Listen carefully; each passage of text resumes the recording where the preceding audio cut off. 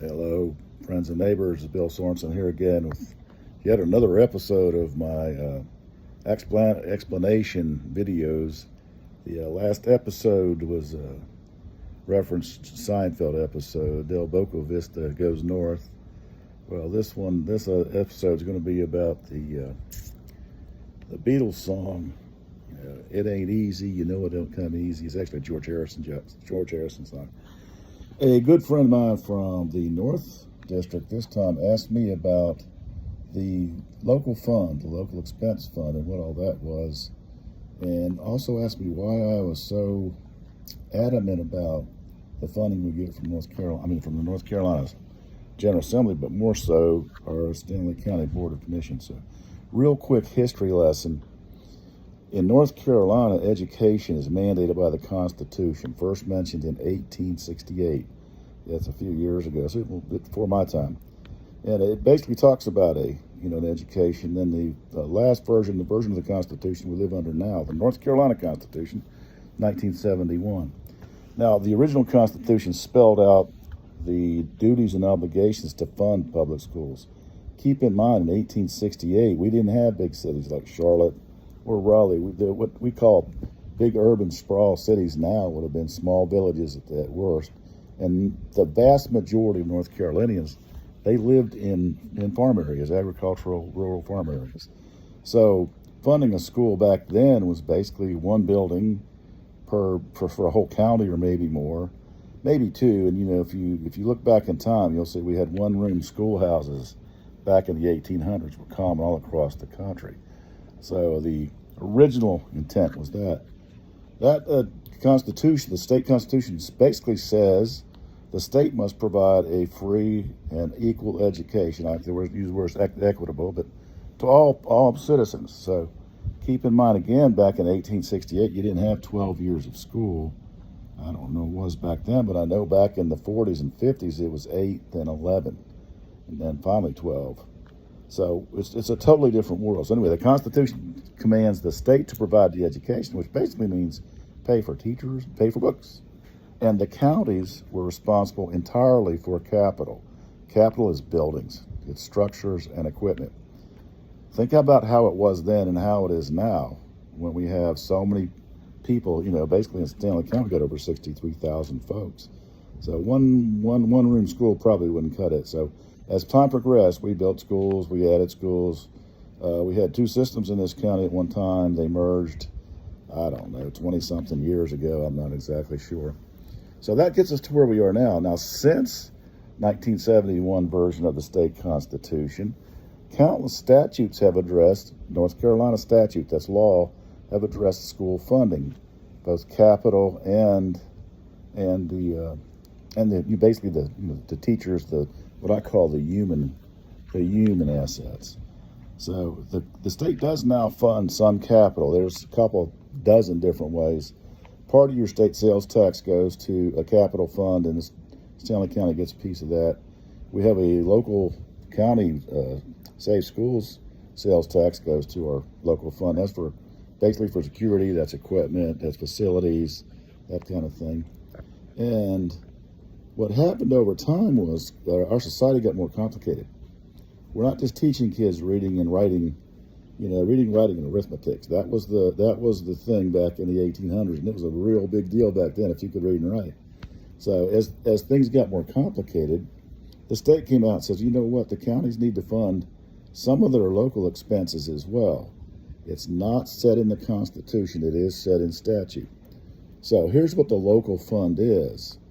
It is above and beyond capital. When you hear about the capital fund, that is money for buildings, furniture, now technology, because technology has become part of our infrastructure. And if you hear about the local fund, now keep in mind the state funds a lot of our teachers, a lot of our teacher positions, a lot of our textbook stuff, a lot of the software, if you will.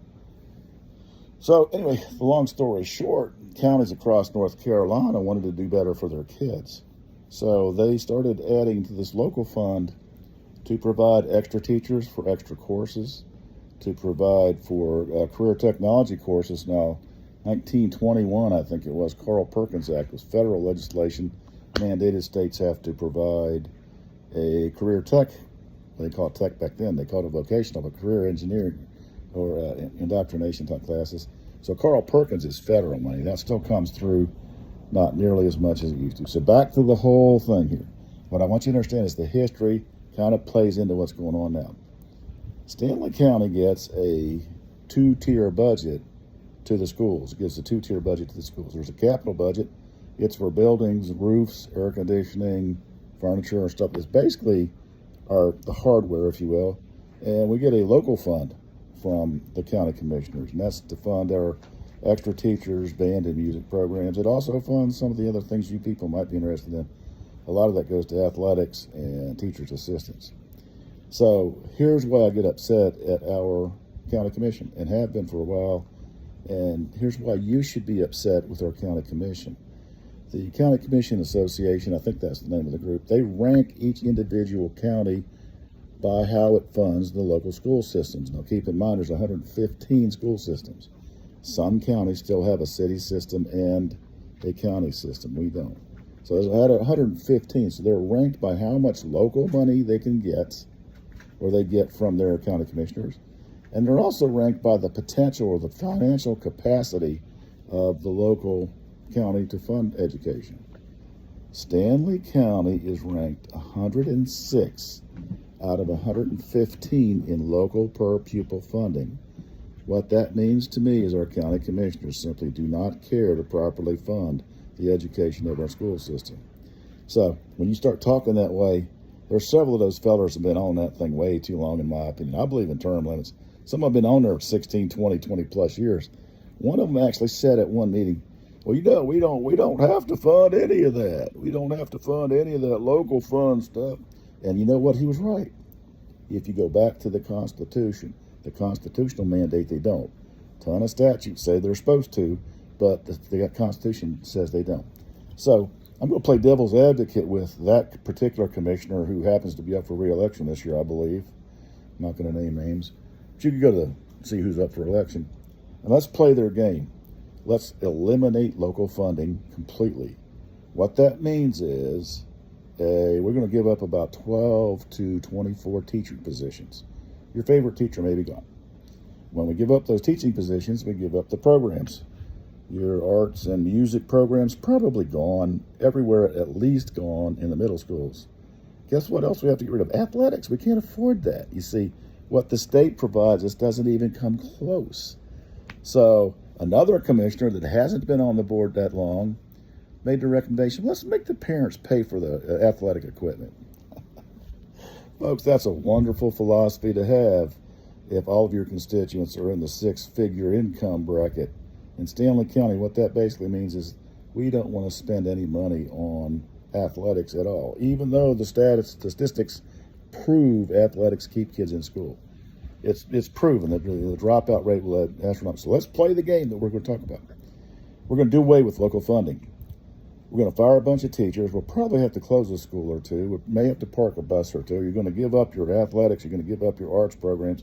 We're going to lose CTE positions. That's our technology or vocational program, because the Fed started cutting that money way back, and we've had to kind of pick up the slack. And here's the capper.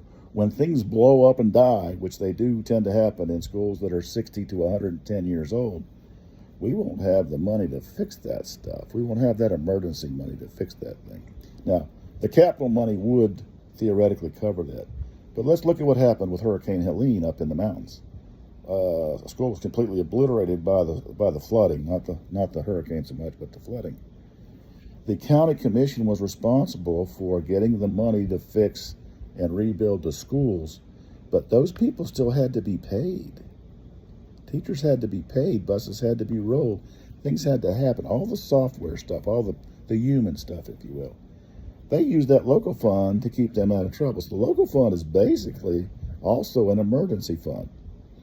So here's where we are today, Stanley County. I'm not going to bore you all a whole lot longer, but the county commission would rather point fingers and talk about how we're wasting money on things like the new county office. I will defend that vote till the day I die.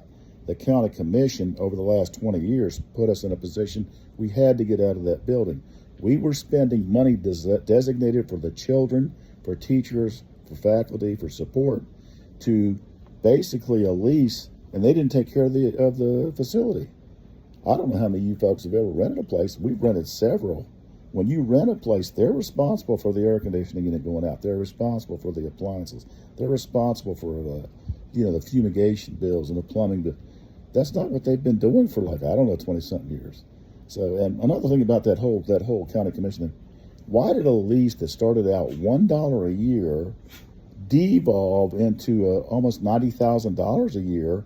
And if you calculate in the costs of maintaining that building, you're talking about $100,000 a year. So in 10 years, $1 million that's supposed to go to teachers and the kids gone out the window for air. You don't own a building when you lease it. So yeah, I'll defend the new county office till the day I die. We don't own it. Stanley County Schools doesn't own it. Stanley County Commission doesn't own it. The taxpayers of Stanley County own it. So we took money that was going down the toilet, in my opinion, and bought something that has equity and value. And depending on what the future holds, I assume the future holds public schools surviving, although Lord knows I don't know how it's going to here. But I survive, I expect that. So that money's going to be worth something to the county. So instead of addressing the fact that they're 106th and 115, you can't deny that fact. You can't deflect that fact. You can't ignore that fact. That is a fact.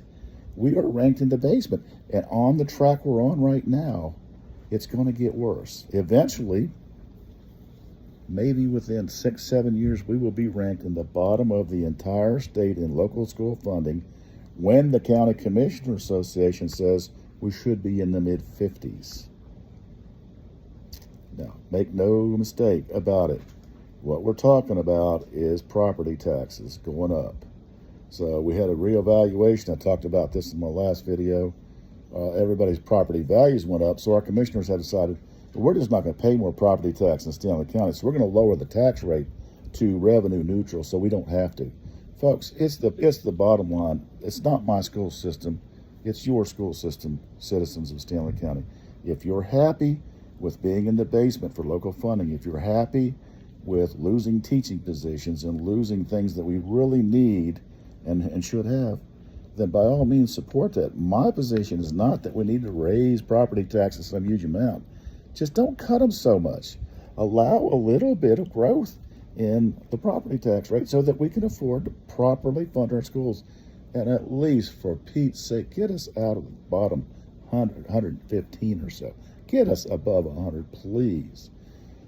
So in closing, I'm not a finance guy. I'm not a MBA. I don't know all the finance vernacular. But basically, that's what our local expense fund is. Now, the person that asked wanted to know, well, why can't we just use that? We absolutely can use that money. But it's non-recurring funding based on what the county commission does. And if the county commission is cutting this recurring funding every single year effective with inflation, we have to be super careful. Last point, North Carolina did us a huge favor. They passed a pay raise for our classified employees, which we're way overdue for that. They didn't fund it. Our bus drivers, our custodians, our cafeteria people, they are making us raise their rate, give them raises, which is, I'm all for that. They're not funding it. And guess where that money's going to have to come out of? Local expense. You can't use capital money for that. So that's the diatribe today. And as always, these are my comments, my perspective, my opinion, and not those sanctioned by any school board, any school system, or any government entity. I just want folks to understand that local expense account, it's actually got nothing to do with anything we bought or buy or any property we have. It's got everything to do with funding the actual bodies at the schools. Isn't that what we're supposed to be doing?